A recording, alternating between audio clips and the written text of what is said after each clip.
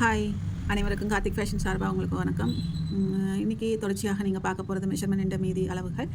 இந்த சார்ட்டின் படி அடுத்ததாக நம்ம பார்க்க போகிறது வந்து ஷோல்டர் பார்த்தீங்கன்னு சொன்னால் நம்மளுடைய கையும் இந்த ஷோல்டர் லைனும் வந்து ஜாயிண்ட் ஆகிற இந்த இடம் தான் ஷோல்டர் எண்டாக இருக்கும்.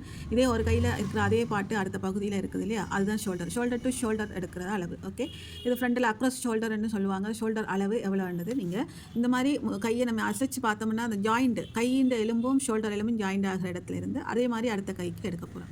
ஓகேயா, இது ஷோல்டர் டு ஷோல்டர் வந்து 6th ஒன். 7th ஒன் வந்து நம்மளுடைய அந்த ஷோல்டர் எந்த இடத்துல முடிவடைஞ்சிச்சோ அதில் இருந்து ஸ்லீவோட எண்டு வரையும் ஏதாவது இடத்துல நீங்கள் ஸ்லீவோட லென்த் எடுத்துக்கலாம். அது உங்களுக்கு பிடிச்ச இடம் எது, கஸ்டமருக்கு பிடிச்ச இடம் எது என்று பார்த்து அவங்க கிட்ட ரெக்வஸ்ட் பண்ணி கேட்கணும். இது எவ்வளோ வேணும், ஸ்லீவ்லேருந்து உங்களுக்கு எவ்வளோ வேணும் என்று கேட்டு அதுக்கேற்ற மாதிரி நீங்கள் வைக்கணும்.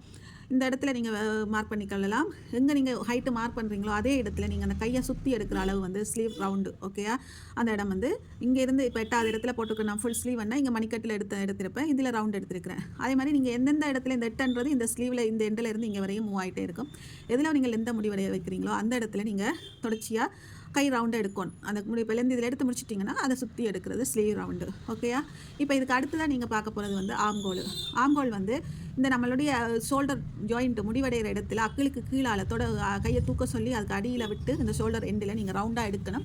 இது ஷோல்டர் ஆம்கோல் அளவு. சரியா, இது வந்து ஆம் ஒன்றுக்கு அடுத்தது வந்து ஆம் 10. அதே இடத்துலையே அதே பிளேஸ்மெண்ட்டில் டேப்பை வெளியில் மூவ் பண்ணாமல் இந்த இதில் இருந்து ஒரு 2 inches கீழே இறக்கி இந்த கையின் மிகப்பெரிய பகுதியான கைத்தொடைன்னு சொல்கிற இடத்துல 2வது ஆம்கோலை எடுக்கணும். ஓகேயா, இன்றைக்கி 2 அளவு பார்த்துருக்குறோம்.